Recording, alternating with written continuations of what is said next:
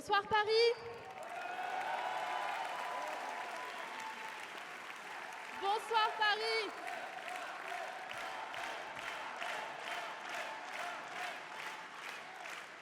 Bonsoir Paris. Bonsoir à toutes et bonsoir à tous. Je suis très heureuse. Et à vrai dire, je suis aussi un peu émue d'ouvrir ce meeting de Pierre-Yves Bournazel. Et je veux commencer directement par saluer et par applaudir et par vous demander d'applaudir les personnes les plus importantes de cette salle. Les personnes les plus importantes de cette salle, ce sont celles qui mettent leur réveil le week-end pour aller tracter, pour aller faire du porte-à-porte, pour aller militer, pour aller défendre nos convictions. Ce sont nos militants, c'est vous les personnes les plus importantes de cette salle. Et merci d'être là, applaudissez-vous, vous le méritez.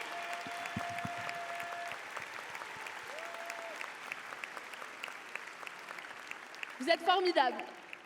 Messieurs les premiers ministres, mesdames et messieurs les ministres, les parlementaires, les élus, mesdames et messieurs les candidats, et cher Pierre-Yves Bournazel. C'est un grand plaisir, cher Pierre-Yves, pour moi d'introduire ton meeting ici, au Cirque d'Hiver. Je remercie Pierre-Yves pour sa confiance, je suis fière de porter sa parole. Vous me connaissez depuis 2017, certains encore d'avant. Vous connaissez mon engagement et vous savez que j'ai toujours soutenu loyalement tous les candidats investis par mon parti, Renaissance. Et je vous le dis, je suis fière que Pierre-Yves Bournazel ait obtenu l'investiture de Renaissance et d'Horizon. Je suis heureuse pour lui qu'il ait été rejoint par des élus issus de la droite municipale, des écologistes, de la gauche social-démocrate, des centristes d'Hervé Morin, des écologistes de Corinne Lepage et surtout qu'il soit chaque jour plébiscité par des Parisiennes et des Parisiens issus de la société civile, qui aiment leur ville et qui veulent l'améliorer avec lui. Alors, j'ai dit le mot loyalement, parce que nous avons tous entendu ici et là des commentaires parfois très fantaisistes sur nos candidatures. Je veux le dire, chacun ici sait ma loyauté sans faille au président de la République. Merci pour lui. Et personne n'a de leçon à me donner sur la fidélité à nos valeurs, à celles qui nous animent depuis le premier jour. Vous le savez, j'ai servi avec honneur et dévouement dans les gouvernements d'Édouard Philippe, de Jean Castex auprès de Gérald Darmanin, d'Elisabeth Borne, et chaque fois, je le sais, vous étiez là. Ensemble, nous avons résisté aux calomnies, aux injures, aux violences de rue, aux intimidations, mais des minimis non curat praetor, mes chers amis. Je reconnais ici tant de visages qui, comme moi, ont choisi depuis longtemps maintenant de dépasser les vieux clivages. Et je suis fière des actions que nous avons conduites ensemble.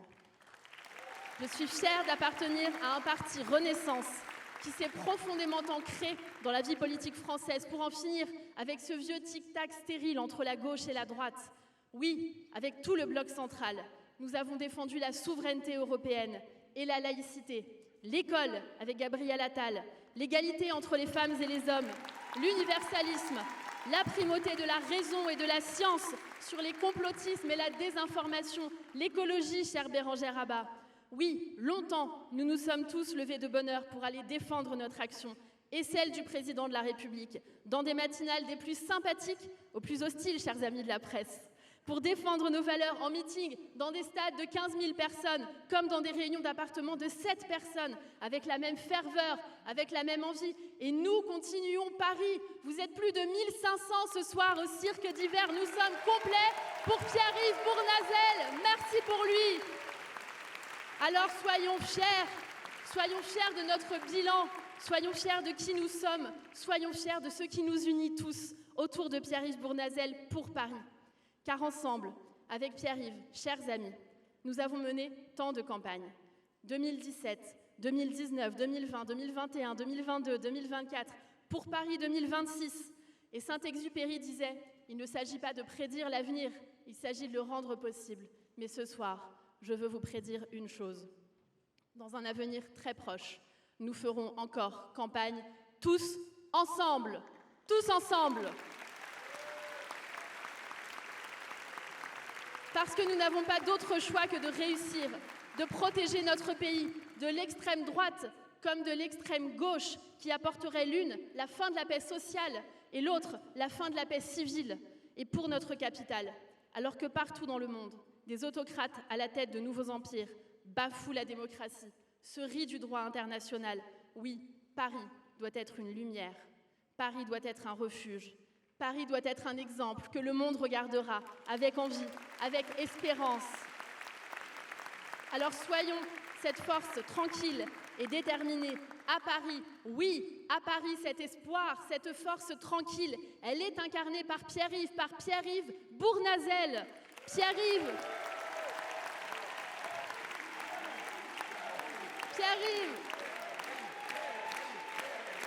il vous entend. Pierre-Yves, c'est le seul candidat qui, depuis le premier jour, porte une voix claire en disant non aux extrêmes. Son projet est impressionnant. Il est le fruit de 18 années comme élu de terrain aux côtés des Parisiens. Et voilà bientôt 10 ans qu'avec Pierre-Yves, nous menons des campagnes ensemble. Et je vous le dis, toutes ces années, j'ai toujours admiré sa capacité, sa détermination à vouloir servir et relever Paris. Oui, aujourd'hui, Pierre-Yves est le candidat le plus rassembleur. Avec lui, avec son projet, avec ses équipes, parce que nous parions sur l'intelligence des Parisiennes et des Parisiens. Et au-delà du projet, mes chers amis, il y a l'homme. L'homme honnête, vrai, accessible, humain.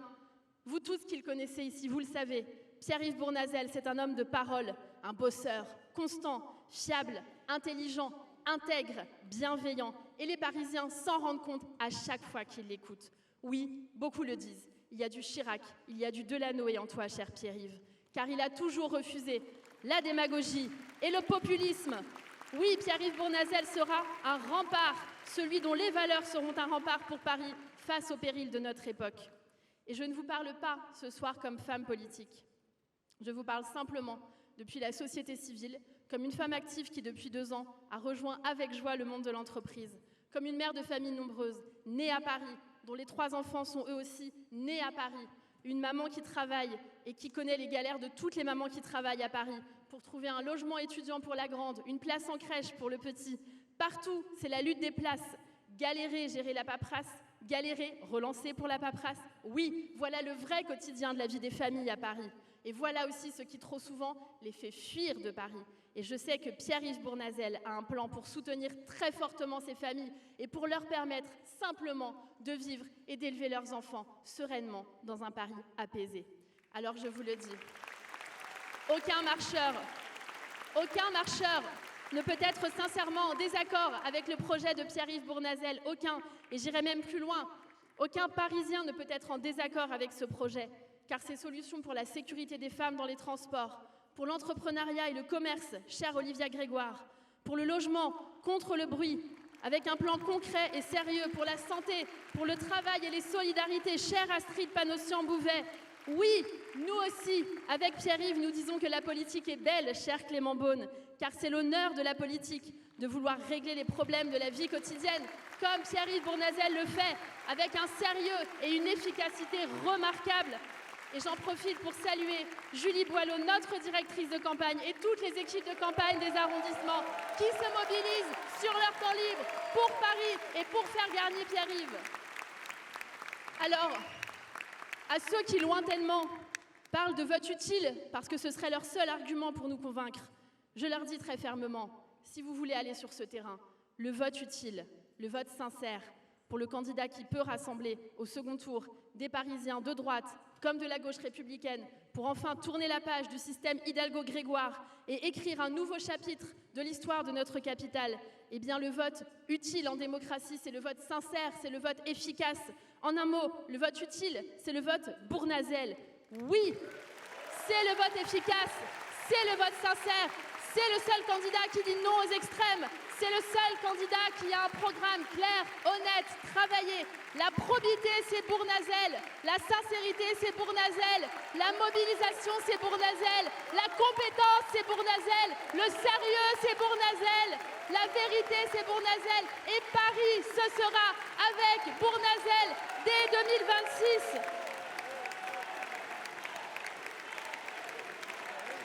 Alors maintenant, pour Pierre-Yves, pour nous, tout dépendra de votre engagement, de votre mobilisation, de votre force de conviction, mais aussi de l'engagement des 17 têtes de liste et des centaines de candidats qui les accompagnent dans cette bataille pour Paris. Car je veux le dire ici, solennellement, j'ai entendu des commentaires sarcastiques demander où allait notre campagne. Eh bien, je veux ici vous répondre, les amis, nous allons à la mairie de Paris et nous allons ensemble vers la victoire!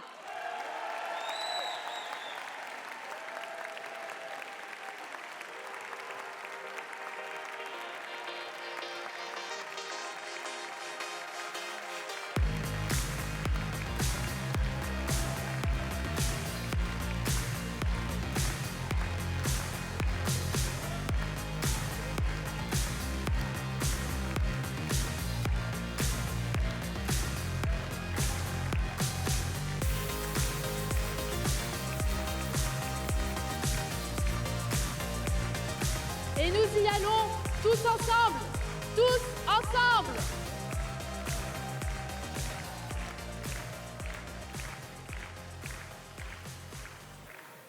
Alors je voudrais maintenant vous poser une question. Je vous pose une question sérieuse, parce qu'entre nous, on l'a dit, il n'y a pas de tabou. Et j'aimerais que vous me répondiez sincèrement. Est-ce qu'il y a, parmi vous, ce soir, des supporters du PSG?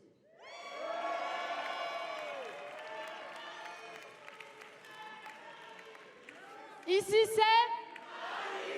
Ici c'est Paris. Ici c'est Paris. Et Paris, ce sera avec Bournazel et avec ses 17 têtes de liste que je vais appeler à nous rejoindre ici, une par une. Alors, pour Paris Centre, pour Paris 1, 2, 3, 4, je vais vous demander, comme des supporters, comme si on était au parc, de crier leur nom.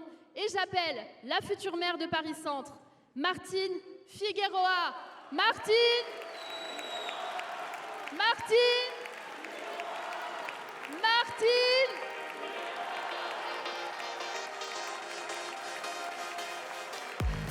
Pour le 5e arrondissement de Paris, je vais appeler Madame la maire du 5e arrondissement, Florence Berthoud. Florence! Florence! Florence! Pour le 6e arrondissement de Paris, accueillez-le avec moi, chers amis, vous le connaissez. C'est bien sûr Antoine Le Sieur. Antoine! Antoine! Antoine! Dans le 7e arrondissement de Paris, le futur maire du 7e, ce sera lui, Grégory Lenz, le futur maire du 7e arrondissement, mesdames et messieurs. Grégory.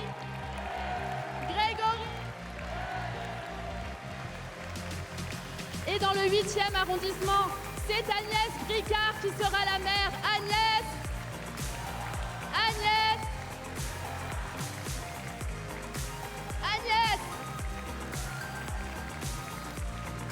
Pour le 9e arrondissement, j'appelle Monsieur Sébastien Dulermo. Sébastien.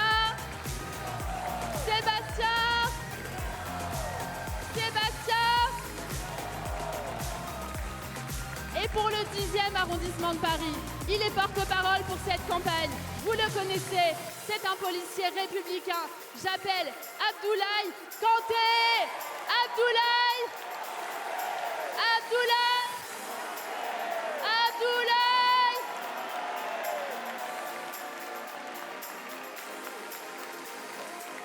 Dans le 11e arrondissement, la future maire, vous la voyez tout le temps sur le terrain, c'est bien évidemment Delphine Goater.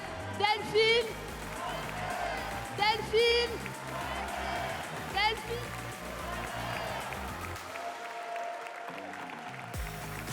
Et pour le 12e, vous la connaissez, elle était votre parlementaire.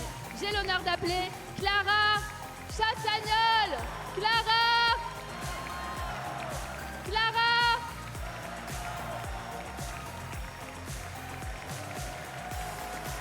Dans le 13e arrondissement de Paris, la future maire, c'est Pega Malek Hamadi. C'est Pega Malek Hamadi.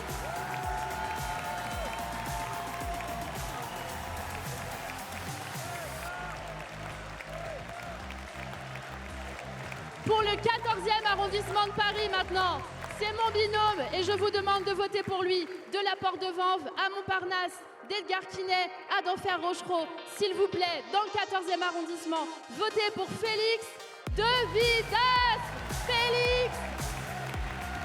Félix.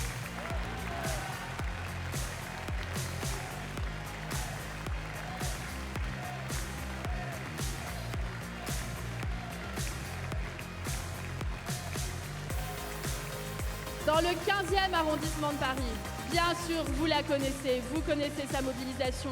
C'est notre future maire du 15e. J'appelle Madame Catherine Hiblet. Catherine. Catherine.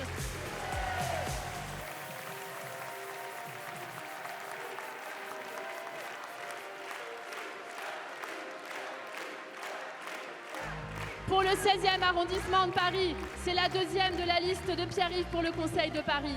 Bien sûr, vous savez qui c'est. Je parle d'Emmanuel Hoffmann. Emmanuel.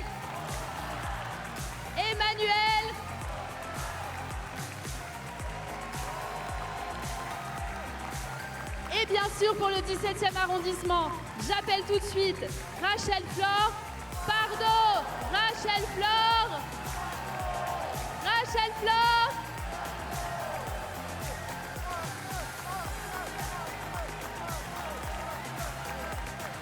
Le futur maire du 18e arrondissement, retenez bien son nom. J'appelle maintenant Samir Belaïd. Samir.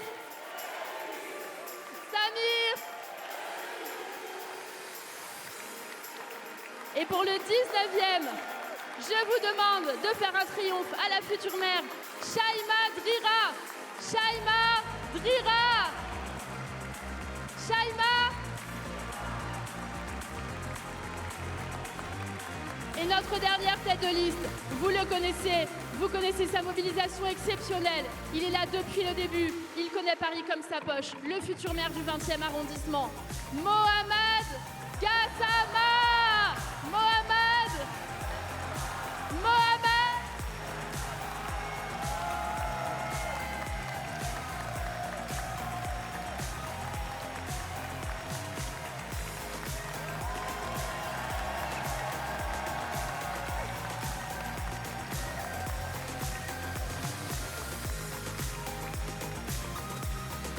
Voilà, ce sont nos formidables têtes de liste et je vous demande de voter pour eux dans tous les arrondissements, de faire voter pour Pierre-Yves Bournazel pour Paris et pour nos têtes de liste dans les arrondissements. Et sans plus tarder, nous allons aller ensemble vers la victoire devant une vidéo. Paris n'est pas une ville comme les autres. C'est notre maison, notre histoire, notre fierté. Mais c'est aussi une ville qui attend de retrouver son énergie, sa propreté et surtout sa sérénité. Paris doit redevenir une promesse, une ville qui protège, une ville qui respire, une ville fière de son patrimoine et de sa beauté. Pour changer Paris, il ne suffit pas d'une personne, il faut une force collective. Il faut une équipe qui vous ressemble. Pour tourner la page du désordre et de l'improvisation, il faut une nouvelle méthode. L'heure n'est plus aux polémiques stériles, mais aux solutions de terrain. C'est pour cela que j'ai réuni cette équipe. 17 tempéraments, unis avec un objectif commun, celui de servir les Parisiens. Rue par rue, quartier par quartier, arrondissement par arrondissement. Je peux dire la confiance que j'ai dans sa candidature. Nous voulons une écologie du réel.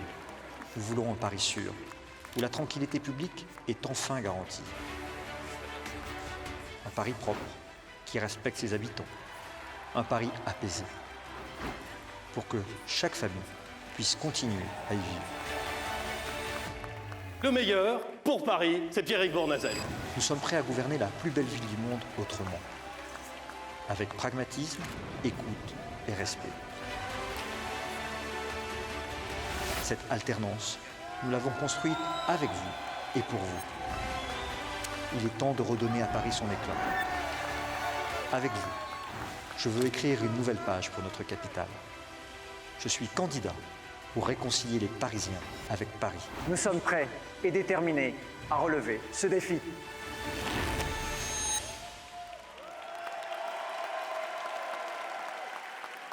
Et maintenant, Paris, nous allons accueillir 3 personnalités. Vous les connaissez, ce sont eux que vous attendez. Nous allons accueillir avec joie, avec plaisir, avec ferveur. Je vous demande de vous lever pour les accueillir. Monsieur le Premier ministre, secrétaire général de Renaissance, Gabriel Attal. Monsieur le Premier ministre, président d'Horizon, Édouard Philippe. Et notre ami, notre candidat, le futur maire de Paris, celui qui gagne à être reconnu et qui gagnera tout court en mars, Pierre-Yves Bournazel.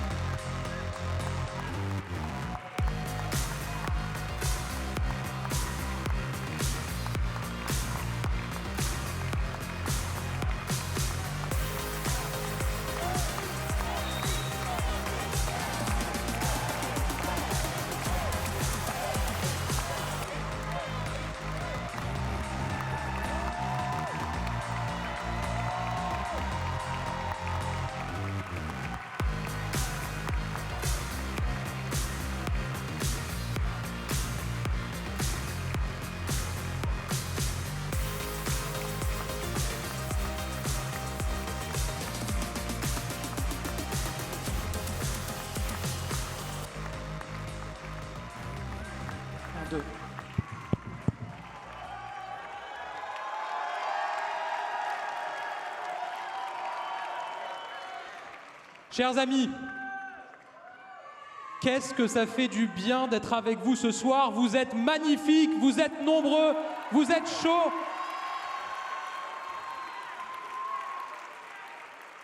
Cher Pierre-Yves, cher Édouard, chers toutes et tous, chère Marlène, je suis tellement heureux d'être avec vous ce soir, d'être avec vous au cœur de cette ville extraordinaire, au cœur de cette ville de Paris qui a tant et tant éclairé la France, tant et tant éclairé le monde, au cœur de cette ville de Paris où tant de parcours, tant de trajectoires se sont construites, des femmes, des hommes qui venaient de la France entière, qui venaient du monde entier et qui ont ici fondé une famille, fondé des projets et se sont accomplis.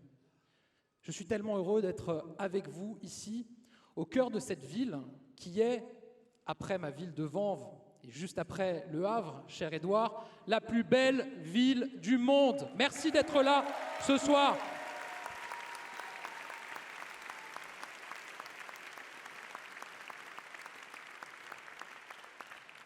Chers amis, si nous sommes réunis ce soir, c'est parce que nous partageons une conviction absolue.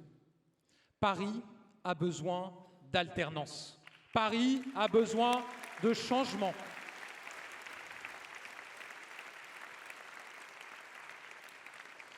Paris a besoin d'alternance parce que ces 12 dernières années, Paris a été mal géré. Toutes les Parisiennes, tous les Parisiens que nous croisons le savent. Depuis 12 ans, Paris s'enfonce, Paris s'endort, Paris s'endette. Paris s'enfonce d'abord dans l'insécurité. Il est inadmissible, inacceptable qu'en 2026, à Paris, des femmes n'osent pas rentrer chez elles le soir seules par peur de se faire agresser.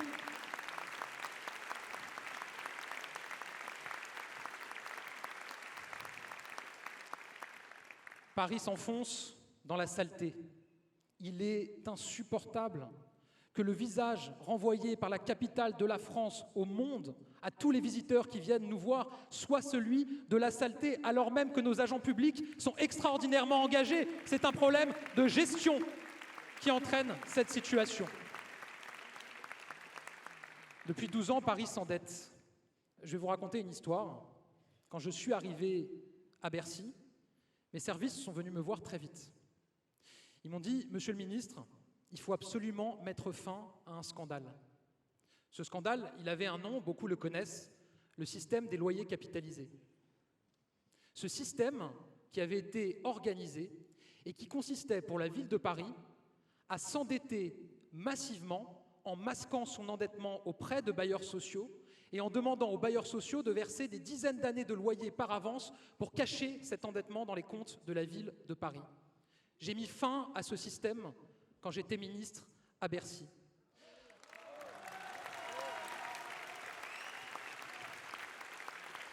À l'époque, la maire de Paris avait annoncé qu'elle déposait une plainte contre moi.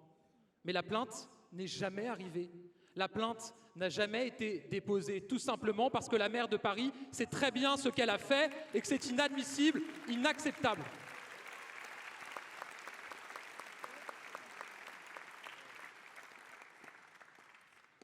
Paris a besoin d'alternance, et cette alternance, cher Pierre-Yves, c'est toi qui l'incarnes.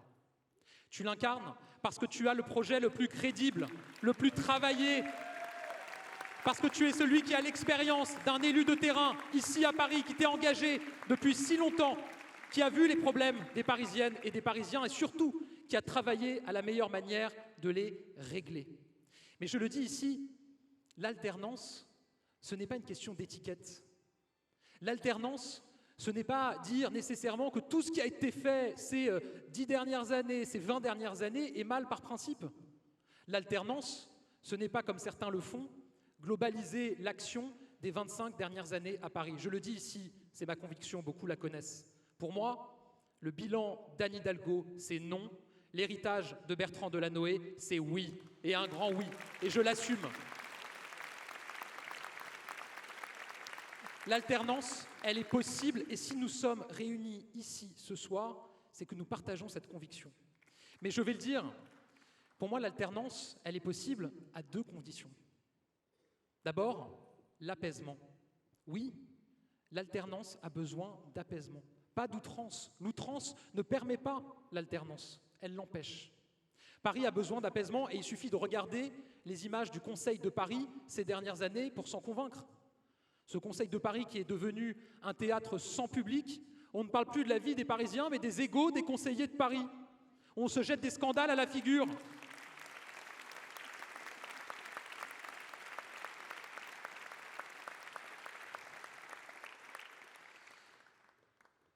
Ce Conseil de Paris est devenu aussi le théâtre, malheureusement, de scandales absolus, où des affaires ont émergé.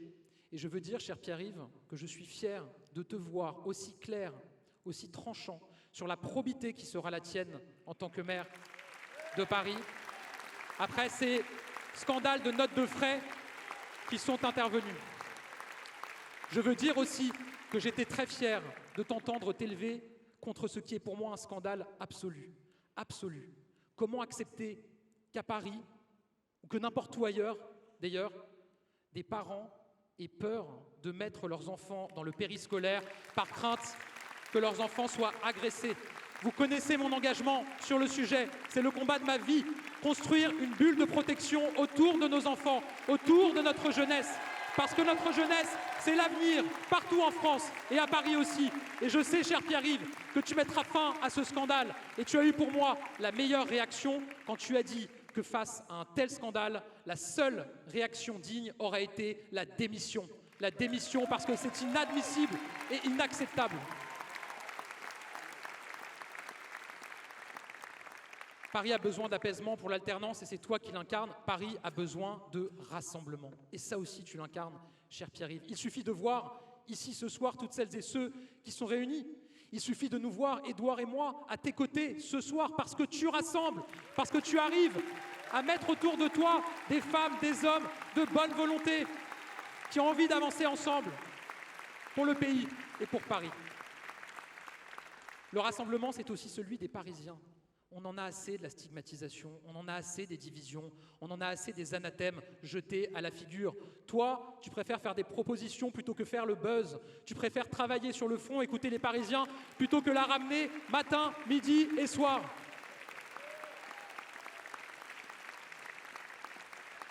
Paris a besoin de rassemblement au-delà de Paris. les 12 dernières années ont quand même marqué, de ce point de vue, une forte rupture. La maire de Paris a réussi à fâcher tout le reste de la France avec Paris. Cette ville qui, au contraire, devrait être vue comme une promesse, une locomotive, une ville accueillante pour tous les parcours, pour toutes les histoires. Je sais que tu sauras y répondre. Chers amis, vous l'avez compris, je suis ici ce soir parce que je suis convaincu que le meilleur maire de Paris pour demain, c'est Pierre-Yves Bournazel. Parce que je suis convaincu que l'alternance, elle est possible. Parce que je suis convaincu que l'alternance est nécessaire.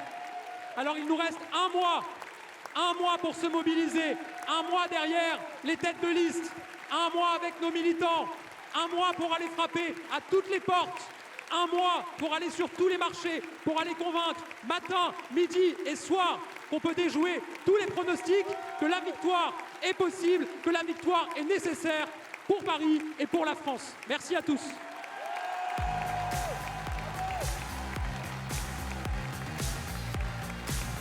Gabriel!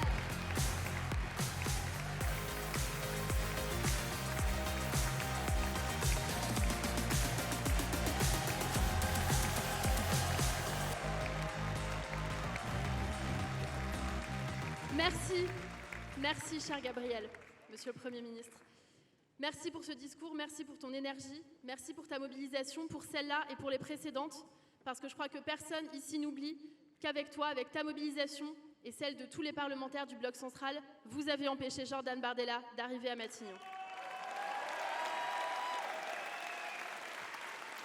Alors merci pour ce combat que tu mènes avec talent contre les extrêmes et aussi pour défendre les classes moyennes qui sont les vraies victimes du système Hidalgo-Grégoire que nous devons dénoncer, comme tu l'as fait brillamment. Merci Gabriel. Et maintenant, je voudrais appeler quelqu'un qui a été mon premier Premier ministre. Ensemble, nous avons porté notamment le Grenelle des violences conjugales, car nous avons porté avec conviction et avec volonté la grande cause du quinquennat pour l'égalité entre les femmes et les hommes. Il a affronté des situations difficiles avec courage et c'est un homme d'État qui vient ici ce soir avec nous pour faire élire à Paris Pierre-Yves Bournazel. J'appelle évidemment Monsieur le Premier ministre Édouard Philippe.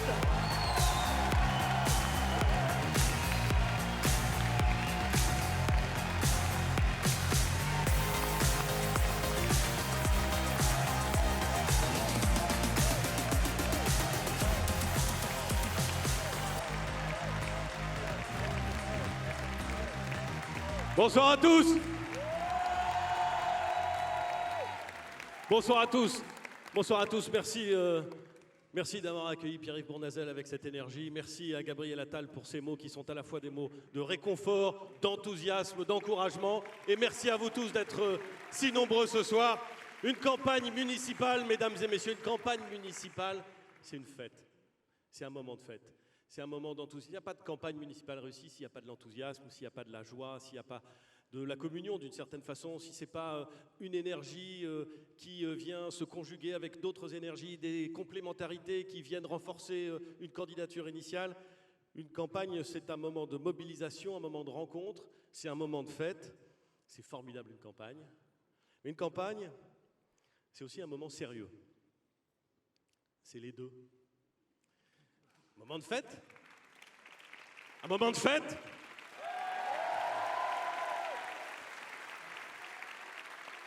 Et un moment sérieux. Un moment... Pas de ça maintenant. Un moment sérieux. Un moment sérieux parce que, pour reprendre une formule qui n'est pas de moi, mais à laquelle je crois profondément, une campagne, ça sert à tout dire avant pour avoir la chance de pouvoir tout faire après. Et ça n'est pas du vent. Ça n'est pas seulement une jolie formule. C'est l'expérience que j'ai de campagne municipale depuis que je les mène, depuis 25 ans. Au Havre, les campagnes municipales, elles servent à dire avant l'élection ce qu'on veut faire précisément, y compris quand ce sera difficile, pour avoir une chance, après l'élection, de pouvoir le mettre en œuvre. Une campagne, c'est beaucoup de choses. C'est beaucoup de choses. Et Gabriel l'a dit fort justement. c'est de la mobilisation, c'est du boitage, c'est du collage, c'est du tractage, c'est des coups de fil, c'est une campagne numérique, c'est de la conviction, c'est de la rencontre. Mais si, je vous assure, c'est du porte-à-porte, et on recommence, et on recommence. C'est tout ça. Et une bonne campagne, c'est une campagne où on fait tout bien. C'est comme quand on prépare un concours. Il n'y a pas d'impasse dans une campagne. Il faut tout faire, et tout bien faire. Mais à la fin, une campagne, ça n'est jamais qu'un candidat, un programme et une liste. Et le reste, c'est du commentaire. Et mesdames et messieurs, des commentaires, qu'est-ce que j'en entends? Qu'est-ce que j'en entends des commentaires?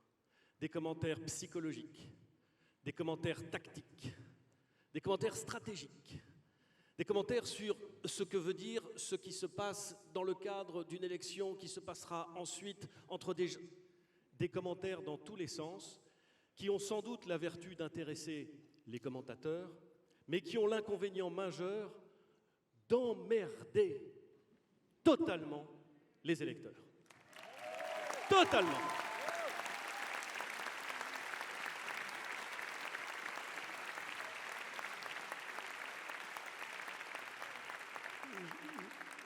Je ne le dis pas pour critiquer les commentateurs. On est tous un peu commentateurs, sans doute. Je le dis parce que l'expérience que j'ai de la campagne municipale, celle que je mène aujourd'hui au Havre, celle que j'ai menée auparavant, c'est que les candidats aux élections municipales, c'est que les électeurs qui vont se prononcer n'ont pas envie qu'on leur parle de stratégie nationale au moment des élections municipales. Ça ne les intéresse pas. Ils ont envie que les candidats leur disent ce qu'ils vont faire sur des sujets qui les intéressent, qui sont des sujets parfois de très court terme, parfois de très long terme. Ils ont envie de savoir comment, à Paris, on va faire pour se loger.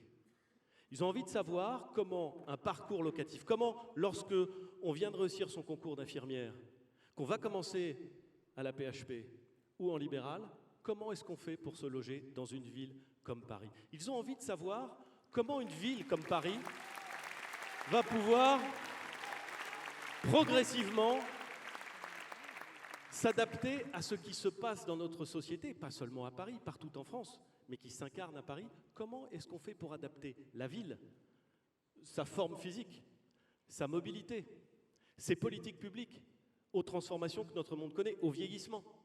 Notre société vieillit.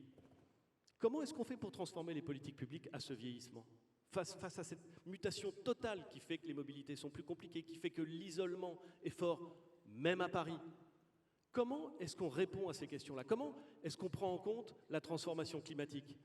Les jeunes générations, mais pas seulement les jeunes générations, ont une angoisse environnementale qui est évidente. Il faut vraiment être aveugle ou sourd pour ne pas l'entendre, et quand bien même on serait aveugle et sourd, je suis certain qu'on l'aperçoit. Elle est perceptible tout le temps.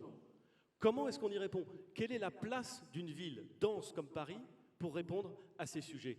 Qu'est-ce qu'on fait pour garantir que Paris reste une des grandes capitales du monde, active, dynamique, attractive, qui attire les investissements, qui attire les talents, qui donne envie à des gens qui réussiraient ailleurs de venir à Paris pour s'y implanter, pour créer des emplois, pour créer de la richesse? Comment est-ce qu'on fait? C'est ça les questions qui comptent. Comment est-ce qu'on fait pour faire tout ça en ayant des finances saines, en n'étant pas absorbé par une course en avant et par un endettement qui devient fou? Toutes ces questions-là, elles intéressent. Et sur ces questions-là, les électeurs veulent des réponses. Il faut donc prendre au sérieux l'élection municipale et prendre au sérieux les électeurs et leur parler des choses qui les intéressent. Et pour ça, il faut un maire. Il faut un maire. Il y a plein d'autres. C'est lui, en effet, vous avez raison, c'est tout à fait lui. Pour répondre à ces questions, il faut un maire. C'est-à-dire, il y a plein de fonctions électives dans la République, il y a plein de mandats extrêmement importants, et il y a plein de choses extrêmement difficiles. Mais quand je dis qu'il faut un maire, c'est-à-dire qu'il faut un élu du peuple qui soit capable de concilier à chaque instant la vision stratégique et l'hyper-proximité. C'est le propre du maire. Je ne veux pas dire que les autres ne s'intéressent pas à la proximité ou qu'ils n'ont pas de vision. Mais le propre d'un maire, le propre d'un bon maire, c'est de concilier en permanence l'hyper-proximité avec la vision stratégique de ce que l'on veut faire pour la ville de demain. Et ma conviction, c'est que Pierre-Yves Bournazel sera un grand maire de Paris.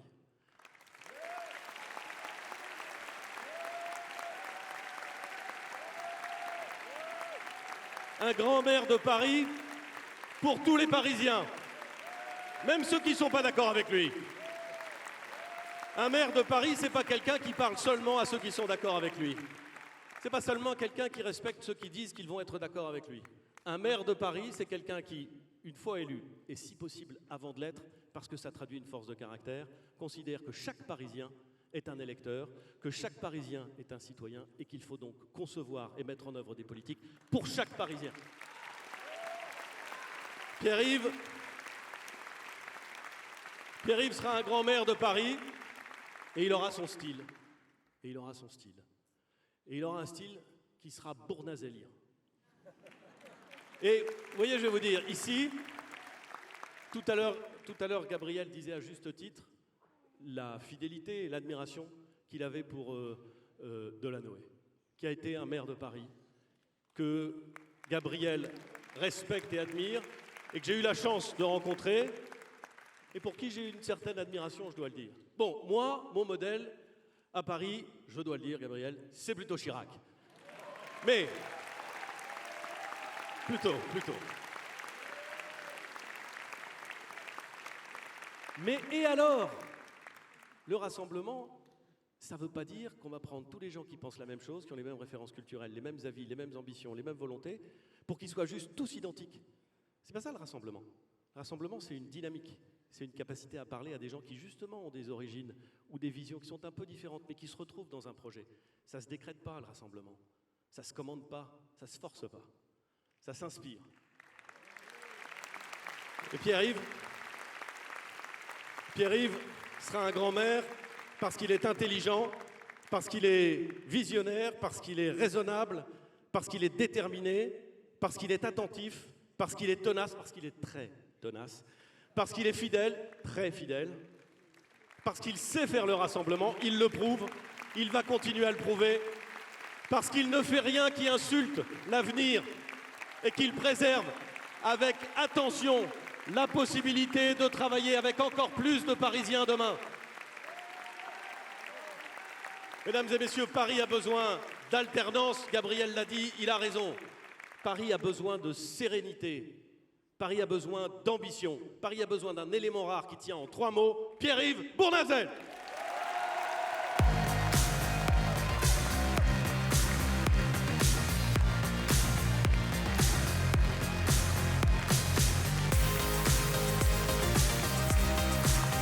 Et je vous demande d'applaudir Pierre-Yves Bournazel.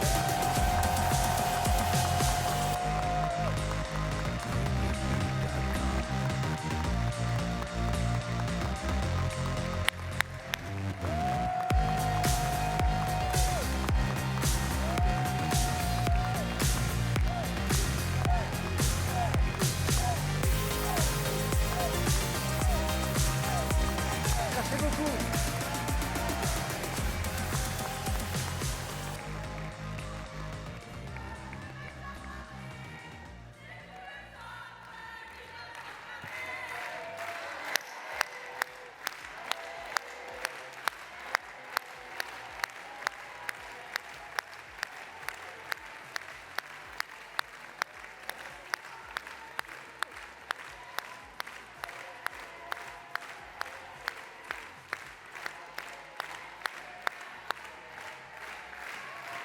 Bonsoir Paris.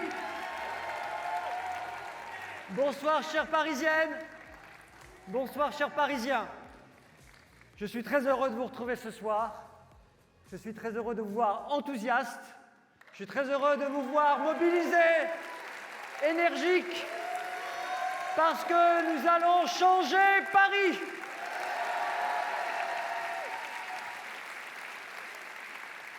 C'est une profonde émotion, parce que vous me donnez de la force tranquille et déterminée qui est la mienne, qui va nous permettre ensemble de dessiner un nouveau chemin pour Paris, le chemin de la victoire les 15 et 22 mars prochains.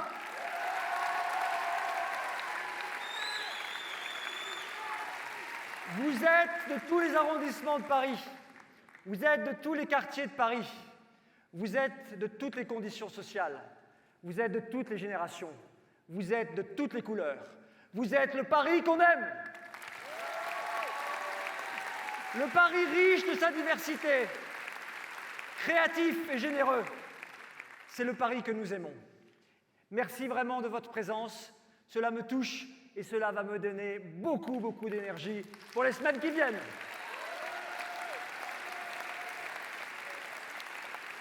Merci, cher Édouard, merci, cher Gabriel, merci à vous deux, merci de votre soutien très précieux, merci de votre amitié.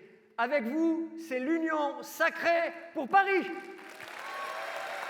La belle union pour Paris, celle qui permet de voir encore plus loin, celle qui permet de nous amener à la victoire les 15 et 22 mars. Merci, votre soutien m'est précieux. Vous êtes deux amis, deux anciens premiers ministres, et votre soutien, tout simplement, m'honore. Merci à vous. Merci aux 17 têtes de liste. Aux 17 têtes de liste que j'ai choisies, que j'ai voulues. Vous êtes la diversité de Paris. Je vous ai choisi d'abord parce que vous êtes compétents, parce qu'il faut de la compétence pour gérer Paris. Je vous ai choisi aussi parce que vous êtes ancrés dans vos arrondissements respectifs. Je crois à cette proximité, à la sincérité, à l'authenticité, parce que c'est comme ça, quand on aime les gens, qu'on est un bon maire.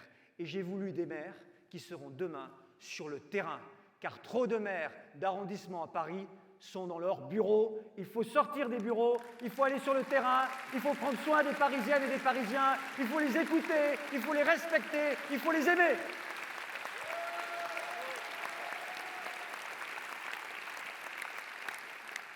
Dans cette campagne, j'ai déjà rencontré des milliers de Parisiennes et de Parisiens. Ces milliers de Parisiennes et de Parisiens m'apportent chaque jour. Ils m'apprennent des sujets, me font découvrir leurs engagements, leurs talents. Alors je pourrais vous raconter 1000 vies, 1000 parcours. Mais je voudrais vous parler d'Olivia. Olivia est une présidente d'association du 13e arrondissement de Paris. Olivia, elle connaît très bien les familles monoparentales. Elle les accompagne, elle les aide. Elle aide les mamans et les papas solos. Il doit y avoir dans cette salle des mamans et des papas solos. Y a-t-il des mamans et des papas solos dans cette salle? Il y en a. Pas tant que ça, mais il y en a. Ces mamans et ces papas solos ont une charge beaucoup plus forte que les autres familles, parce qu'il faut s'occuper de tout. Le travail, les enfants. Et combien de mamans, beaucoup de mamans, et quelques papas, subissent une lourde charge mentale. Eh bien, Olivia, son job, c'est de les aider au quotidien, c'est de les accompagner. Et maire de Paris, demain, je ferai en sorte qu'il y ait toujours plus d'Olivia. J'aiderai celles et ceux qui sont engagés au quotidien pour les Parisiennes et les Parisiens. Maire de Paris, je mettrai en place un dispositif qui permettra d'avoir au moins une fois par semaine pour ces papas et ces mamans un dispositif de nounou, de garde d'enfants gratuite. C'est ces mamans et ces papas qui le méritent.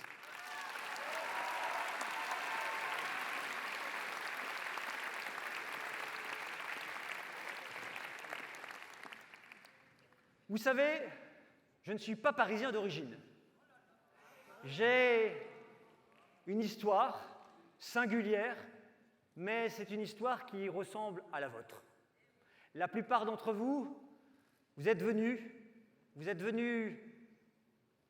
de départements français, vous êtes venus de tous les continents, vous êtes venus construire votre vie à Paris. Pour moi, c'est l'Auvergne, l'Auvergne natale, l'Auvergne profonde. Le Cantal, je suis né à Rion-Ès-Montagne, ce sont mes racines. Et j'ai passé mon enfance et mon adolescence à Tulle en Corrèze. Je suis très heureux et très fier de mes origines. Et pour moi, ce parcours, c'est d'abord un grand-père. Ce grand-père, René, m'a transmis des valeurs qui sont pour moi essentielles, des valeurs qui m'ont construit.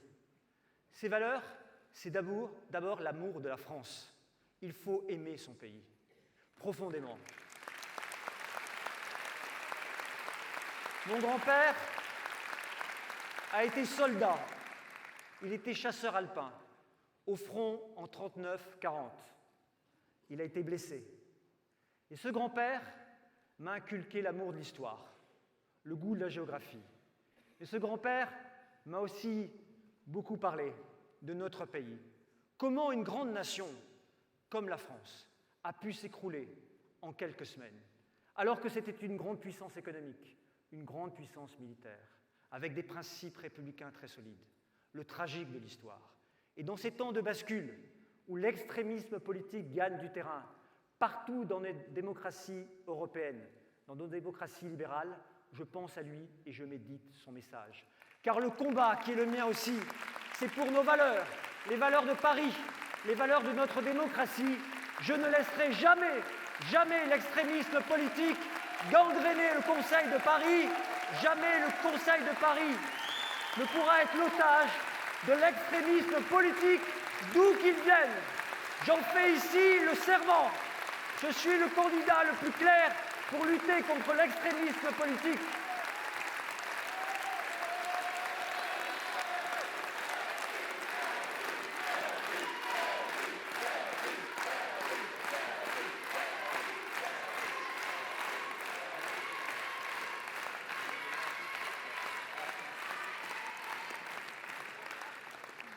Et mon grand-père, en me donnant le goût de l'histoire, m'a donné le goût du patrimoine. J'aime notre patrimoine, j'aime notre ville, qui est la plus belle ville du monde, évidemment.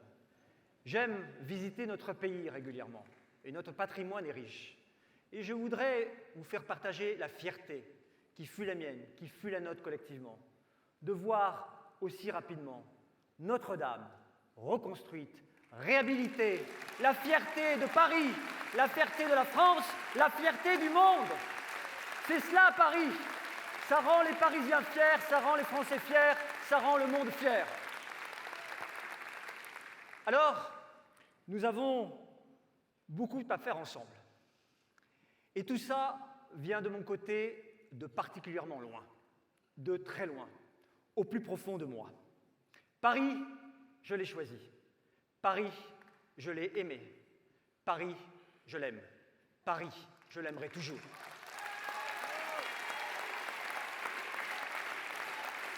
Paris est un destin, pas un tremplin.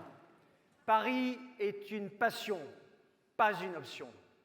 Paris, avant tout pour moi, est une âme, pas simplement une flamme. Tout pour Paris, mon engagement, ma passion, c'est Paris. Paris, Paris et Paris.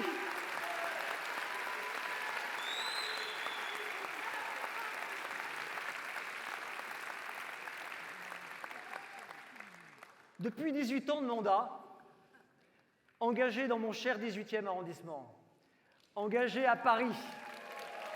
Vive le 18e!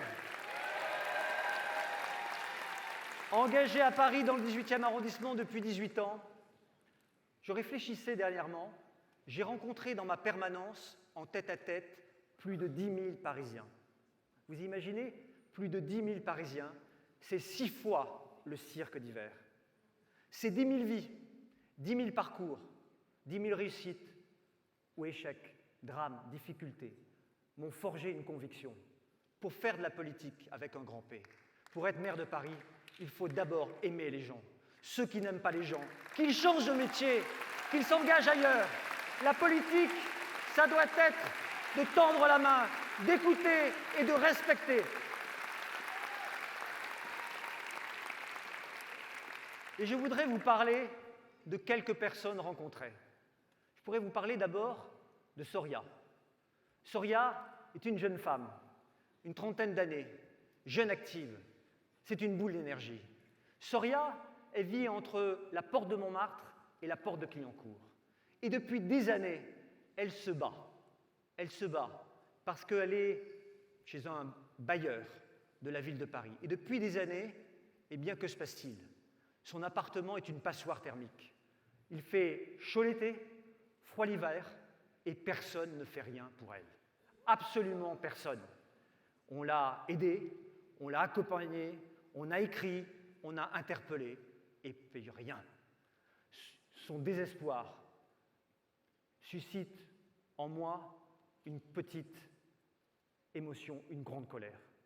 Et cette colère, elle est partagée par des milliers de Parisiens. Maire de Paris, je m'engage à faire en 10 ans l'ensemble de la rénovation thermique de tout le parc social parisien. Maire de Paris, je m'engage aussi à faire la rénovation thermique en aidant toutes les copropriétés les plus modestes.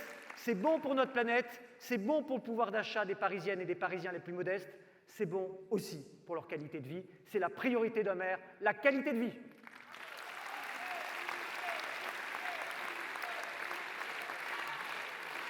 Je pense aussi, dans ces personnes rencontrées, à cette jeune femme dans le 9e arrondissement qui a été victime d'une agression parce qu'elle se promenait avec sa compagne.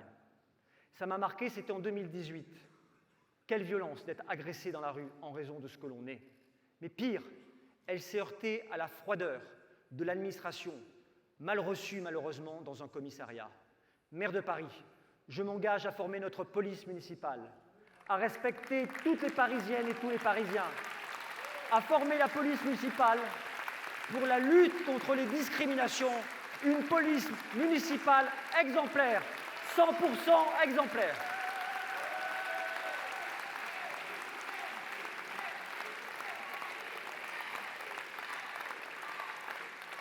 Je voudrais vous parler aussi d'Anne, de Marie, de Samia, qui ont créé un collectif en 2018. Nos enfants mangent ça. Elles se sont engagées contre la malbouffe dans les cantines des arrondissements de Paris, et singulièrement du 18e arrondissement. Elles se sont battues, j'étais à leur côté, maire de Paris, je serai à leur côté, et je prendrai exemple sur le 5e arrondissement de Florence Berthoud, pour avoir les meilleures cantines pour nos enfants, produits bio, produits locaux, et des cuisines sur place pour faire en sorte que nos enfants mangent bien. C'est très important de s'occuper de bien-être de tous nos enfants. C'est la priorité absolue pour nous.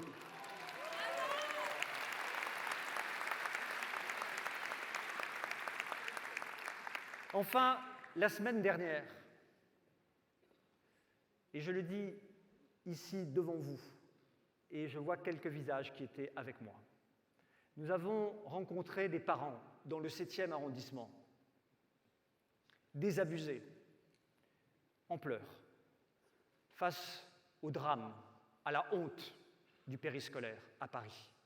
Des parents qui venaient d'apprendre que dans leur école, de l'école de leur enfant, un animateur avait été mis de côté il y a quelques mois parce qu'il aurait exercé des violences sexuelles sur les enfants de l'école. Ils en ont été informés plusieurs mois après. Rendez-vous compte? Aujourd'hui, on laisse devant nos enfants des animateurs qui sont violents. Maire de Paris, je mettrai fin à cette honte, à cette horreur absolue. Depuis des mois, avec certains d'entre vous, avec d'autres élus, avec des parents, nous nous battons pour avoir un périscolaire exemplaire. On ne peut pas mettre n'importe qui devant nos enfants. Ici, je vous le promets, dès avril 2026, je ferai en sorte que tous les animateurs soient contrôlés, que tous leurs antécédents soient contrôlés, pas que leur casier judiciaire, tous leurs antécédents, pour vérifier leur fiabilité, pour faire en sorte que tous les enfants soient protégés. C'est le minimum que l'on doit aux petits Parisiens et à leurs parents.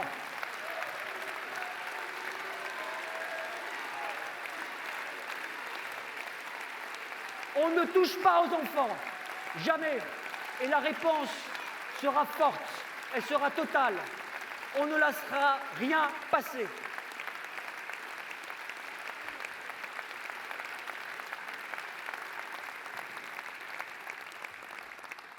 Je prends cet engagement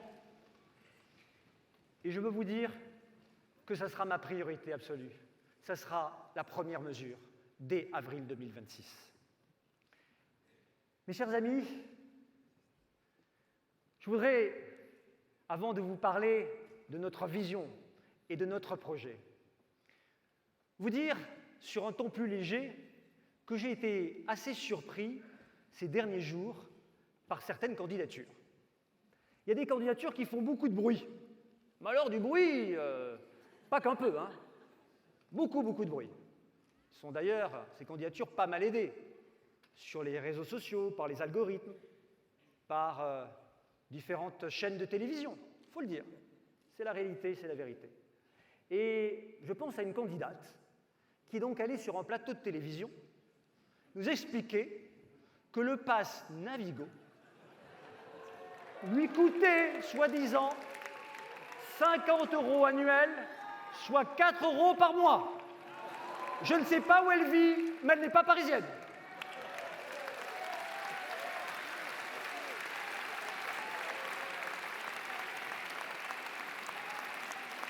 Alors ce soir, je dis à cette candidate, appelée Madame Knafo, plutôt que de voir Paris toujours en 3D, vous feriez mieux de vivre dans votre ville et de comprendre la vie quotidienne des Parisiennes et des Parisiens.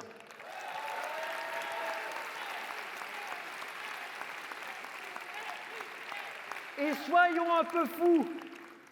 Je dis à Madame Knafo ce soir, descendez dans la bouche du métro, pas simplement pour vos réseaux sociaux, pour de vrai. Allez jusqu'au guichet, allez demander un pass Navigo, prenez-le et utilisez-le. Et ce pass Navigo, ça s'appelle un pass Navigo pour Knafo, ça sera son nouveau slogan de campagne, un pass Navigo pour Knafo.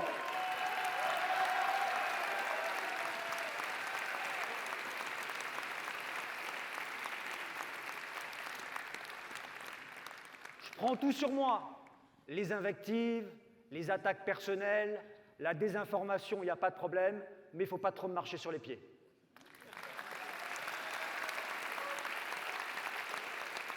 Nous sommes assez frondeurs comme Parisiens, on est assez francs aussi et on dit ce qu'on pense. Mes chers amis, l'engagement qui est le mien repose sur la confiance. Parce qu'aujourd'hui, il y a beaucoup de défiance entre les citoyens, les politiques et la politique.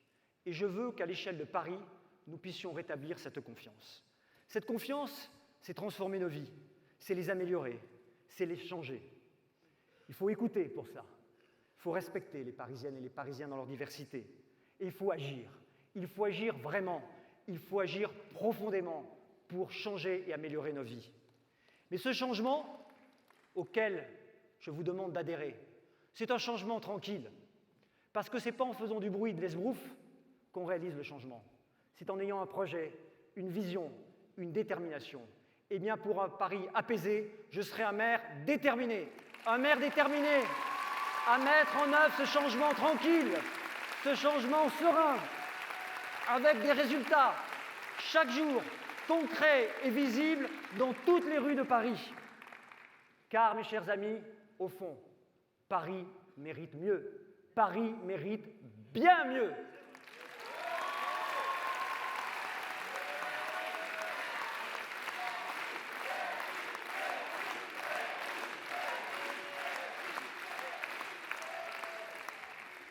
Je me bats pour les gens quand d'autres se battent pour l'argent.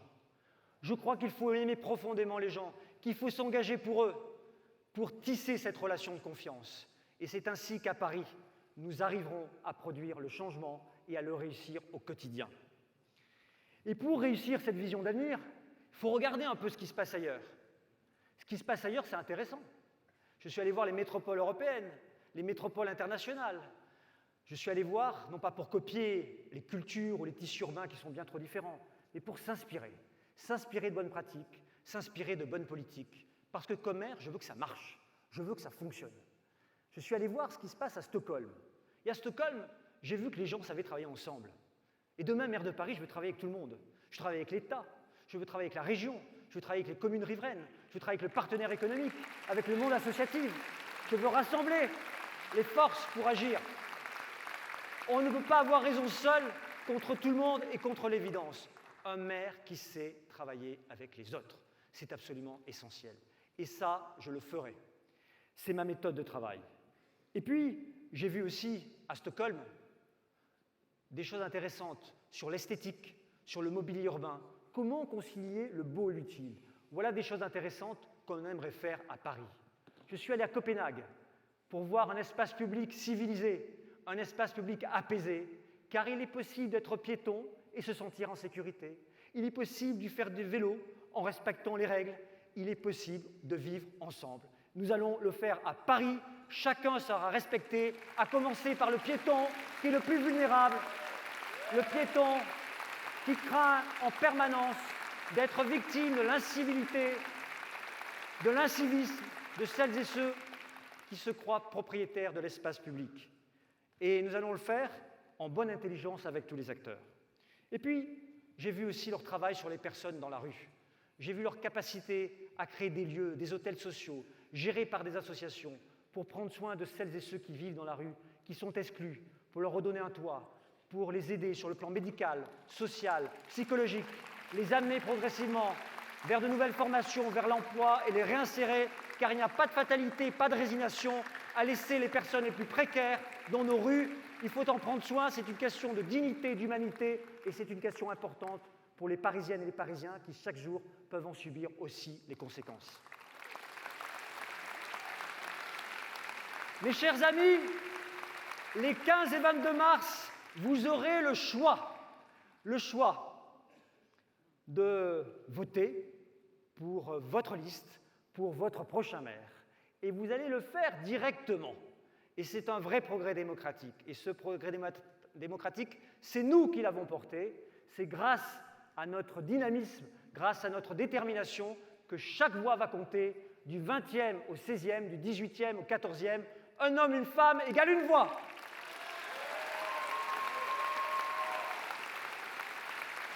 Il y aura 4 débats dans la dernière semaine. Tout va se jouer dans la dernière ligne droite. 4 débats. C'est très important, ces débats. Ça va permettre de confronter les points de vue, ça va permettre de confronter les projets. Et puis, 50% des citoyens se décident la dernière semaine. Cela doit nous rendre modestes. Je suis modeste et j'appelle mes concurrentes et mes concurrents à la même modestie devant le suffrage universel. Car nous ne sommes pas en sondocratie, mais en démocratie. Et en démocratie, c'est les citoyens qui votent, c'est les citoyens qui décident. C'est vous qui allez choisir votre maire de Paris et personne d'autre. Alors, certains disent, voilà, je suis le vote utile. Et il faut faire attention à ce genre d'argument. Moi, je préfère défendre mon projet, mon équipe et notre vision. Car parfois, l'argument peut se retourner. Car je crois comprendre, je crois avoir lu et compris que dans plusieurs sondages, au second tour, je suis le seul candidat qui peut battre le candidat sortant. Le vote utile, le 15 mars au premier tour, c'est le vote qui permet de gagner au second tour. Sinon, c'est un vote inutile. Alors, le 15 mars, il vous faut voter pour le candidat qui peut réussir le changement, qui a la plus grande capacité à rassembler, à unir les Parisiennes et les Parisiens qui veulent le changement, qui ne crient pas au changement, mais qui le veulent et qui vont le réaliser.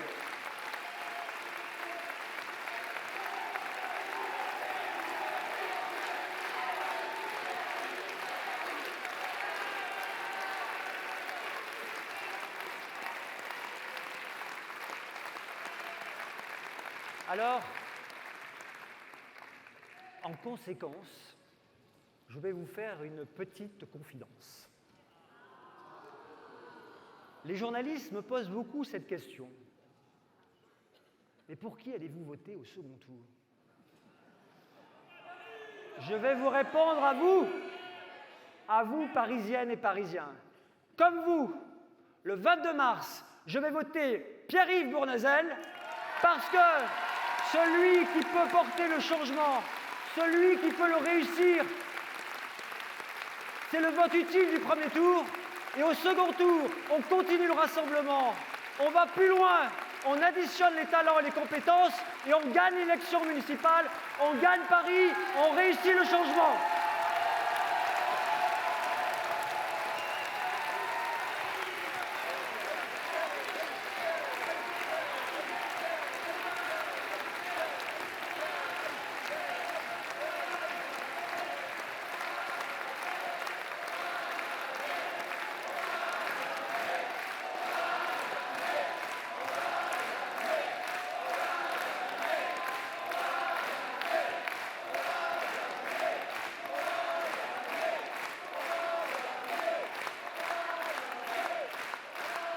Le bon choix, c'est celui d'un Paris apaisé, d'un maire déterminé, d'un projet sérieux.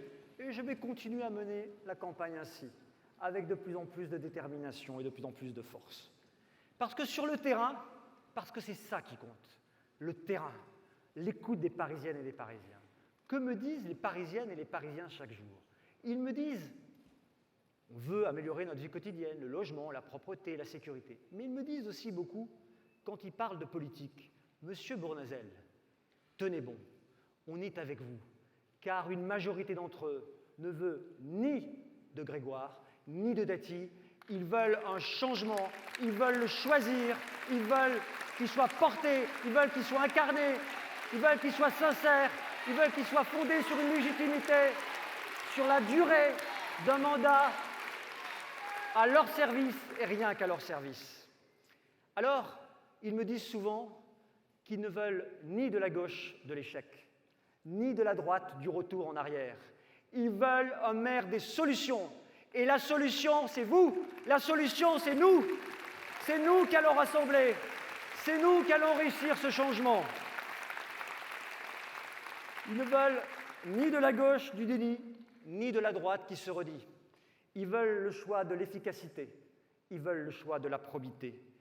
Au fond, la question majeure à poser dans une question, c'est la question de confiance.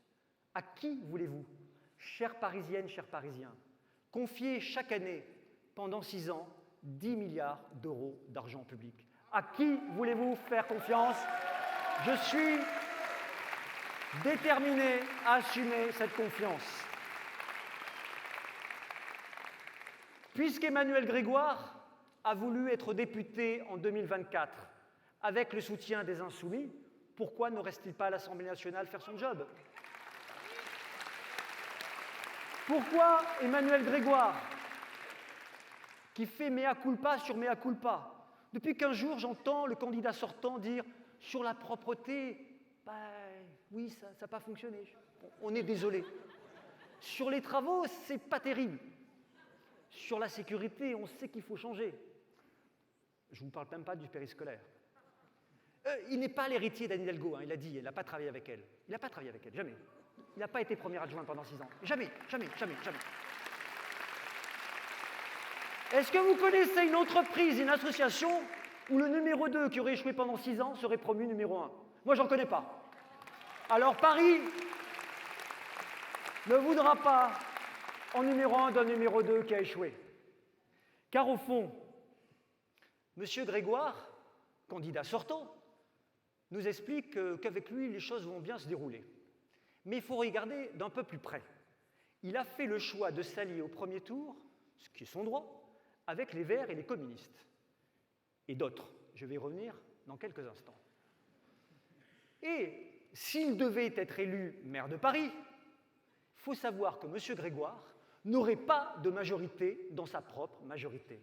Il serait minoritaire, car les Verts, les communistes et ses alliés de la gauche radicale seraient majoritaires, ce que M. Delanoë et Mme Hidalgo n'ont évidemment jamais voulu et accepté. Alors on a compris que M. Grégoire, s'il devait être élu maire de Paris, serait sous le contrôle de la gauche radicale et de l'extrême gauche à Paris. Nous ne voulons pas ça pour notre ville.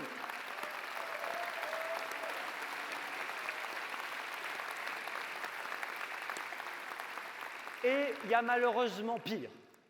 Il a fait le choix de s'allier dès le premier tour avec Madame Simonet. Et Madame Simonet est la... Ne pas besoin de siffler. Madame Simonet, elle est députée aujourd'hui. Elle a été élue députée de la France Insoumise en 2022 à Paris. Elle était la candidate insoumise et de Jean-Luc Mélenchon à la mairie de Paris en 2020. Et en 2022, Madame Simonet faisait campagne dans les rues du 20e arrondissement de Paris avec Jérémy Corbyn, qui a été exclu du Parti travailliste pour cause d'antisémitisme. Ils ont fait rentrer le loup dans la bergerie. Ce ne sont pas les valeurs de Paris. L'extrémisme politique se combat partout, d'où qu'il vienne. On ne peut pas combattre l'extrême droite quand on associe l'extrême gauche à son mandat, et vice-versa.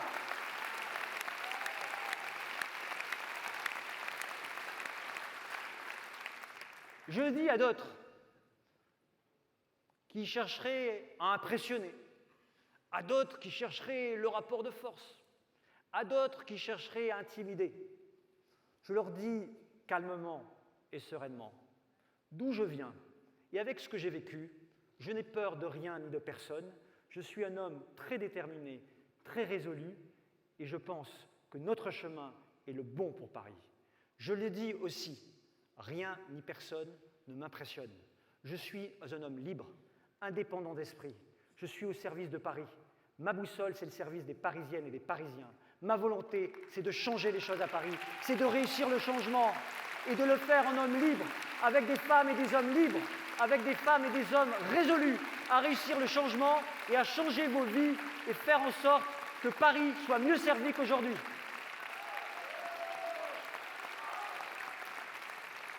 Mes chers amis, ce qui va compter, ce sont les 100 premiers jours.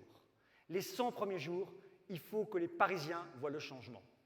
Chaque jour, dans toutes les rues de Paris. Avec moi, les rues sont propres, car je confierai aux partenaires privés l'ensemble du nettoiement des rues et de la collecte des ordures ménagères. Avec moi, les rues seront sûres, car je triplerai le nombre de policiers municipaux, 6 000 agents, 24 heures sur 24, 7 jours sur 7, dans toutes les rues de Paris, du bleu dans nos rues, pour assurer la sécurité de tous, pour avoir une police dissuasive et réactive. Mais aussi, je mettrai le soir, dans chaque rame de métro, en plus de la police des transports, au moins un policier municipal, parce qu'il y a trop de Parisiennes qui se plaignent d'agressions verbales, sexistes et sexuelles. Je veux que chaque Parisienne ait le droit à la sécurité, même dans les transports en commun, même dans le métro. Maire de Paris, j'agirai. Avec moi, maire de Paris, nous aurons des comptes publics tenus, car je vais débureaucratiser l'administration parisienne. Je ferai appliquer les 35 heures à la ville de Paris qui ne sont toujours pas appliquées. Je lutterai contre l'absentéisme, qui coûte 250 millions d'euros par an, en faisant le bien-être au travail, en permettant un meilleur accompagnement social, psychologique et médical des agents, en permettant sur le temps de pause un meilleur suivi, notamment pour la place du sport et de la culture. Paris a du temps de retard sur de nombreuses collectivités, sur de nombreuses entreprises. Mais je ferai aussi les contrôles administratifs sur les certificats médicaux abusifs. Maire de Paris, je mettrai fin aux abus et aux privilèges. Avec moi, un maire propre, des élus propres, pour qu'un euro d'argent public soit bien dépensé. Fini les frais inutiles. Chaque euro d'argent public sera traçable et nous allons agir. Nous allons aussi arrêter la préemption qui coûte chaque année 250 millions d'euros par an. 250 millions d'euros par an. Cet argent sera mieux utilisé pour faire la rénovation thermique et diminuer la dette. Cet argent, c'est le vôtre. Il faut savoir le gérer. Maire de Paris, je ferai en sorte que sur le temps périscolaire, en plus de la sécurité assurée de nos enfants, on ait une égalité de traitement, quelles que soient les écoles de Paris, parce qu'il y a trop d'inégalités sur l'offre proposée. Maire de Paris, j'agirai aussi pour le logement accessible. Avec un choc d'offres, je remettrai sur le marché 60 000 logements en faisant confiance aux propriétaires. Je leur baisserai la taxe foncière et je leur garantirai le paiement de leur loyer pour les protéger des impayés. Je logerai en priorité dans le logement social de la ville de Paris les femmes et les hommes qui travaillent dans notre ville, ces femmes et ces hommes qui galèrent, qui font 3 heures de transport par jour, les infirmières, les aides-soignants, les policiers, les enseignants, les femmes et les hommes qui travaillent dans nos commerces, dans nos entreprises, ces femmes et ces hommes qui ont des horaires décalés, je leur donnerai la priorité parce que c'est une question de justice et c'est une question de mérite. Avec nous, Paris sera une ville tenue. Avec des travaux organisés, la pollution reculera, le bruit reculera et nous aurons une ville apaisée, une ville où il sera agréable de vivre. Les Parisiennes et les Parisiens seront fiers de la capitale de la France. Nous allons simplifier vos vies, simplifier les démarches. Avec nous, ça va fonctionner. Cette ville mieux gérée, c'est la confiance. C'est la confiance des habitants. C'est les familles qui reviendront. C'est les entreprises qui investiront. C'est les commerces qui s'installeront ou qui revivront.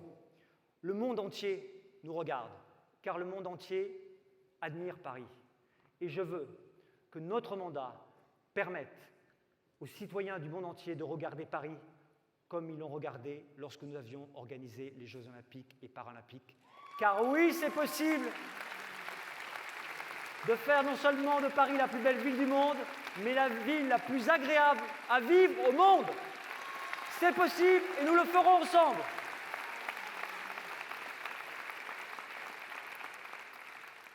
Mes chers amis, j'aurais beaucoup de choses encore à vous dire, mais je ne veux pas être trop long, donc je vais écarter quelques notes que j'avais prises.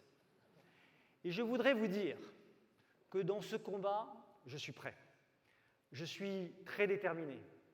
Je l'attends depuis longtemps. J'ai besoin de vous, de chacune et de chacun d'entre vous. J'ai besoin que vous soyez mes ambassadeurs, que chaque heure qui passe soit une heure utile pour faire campagne, pour convaincre, pour mobiliser. Car partout où l'on passe, porte à porte, réunions d'appartements, sorties de métro, auditions devant des associations ou d'autres, nous sommes en train de convaincre. Nous sommes la solution. Nous sommes le bon choix pour Paris. Nous sommes le bon choix pour les Parisiennes et les Parisiens. Alors, je vous le dis, Paris c'est vous. Paris c'est chez vous. Paris c'est notre ville. C'est la ville que nous avons en partage. Alors oui, nous sommes bien là, avec nos convictions, avec notre détermination, avec notre projet, avec notre vision d'avenir, avec notre enthousiasme, avec notre énergie, avec nos têtes de liste qui forment la plus belle équipe pour Paris.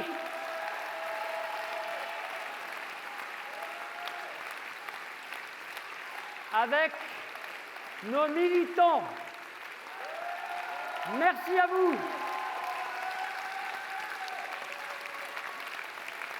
Avec nos premiers ministres. Nous sommes bien là. Nous sommes bien là. Nous ne sommes ni à vendre, ni à louer. Nous ne sommes pas là pour faire juste un petit tour. Nous ne sommes pas là pour jouer. Nous ne sommes pas là pour nous amuser. Nous ne sommes pas là pour participer. Nous ne sommes pas là pour être des supplétifs. Nous sommes là, chères Parisiennes et chers Parisiens, pour gagner. Nous sommes là pour gagner, pour changer la vie des Parisiennes et des Parisiens. Nous sommes là, plus que jamais, être à leur service. Nous allons réussir parce que nous avons la sincérité, l'authenticité, l'efficacité, la probité, la force, l'énergie, l'enthousiasme. Paris mérite le meilleur des services et nous serons humbles et déterminés à assurer pendant 6 ans à temps plein ce service. Alors, vive Paris! Vive les Parisiennes et les Parisiens!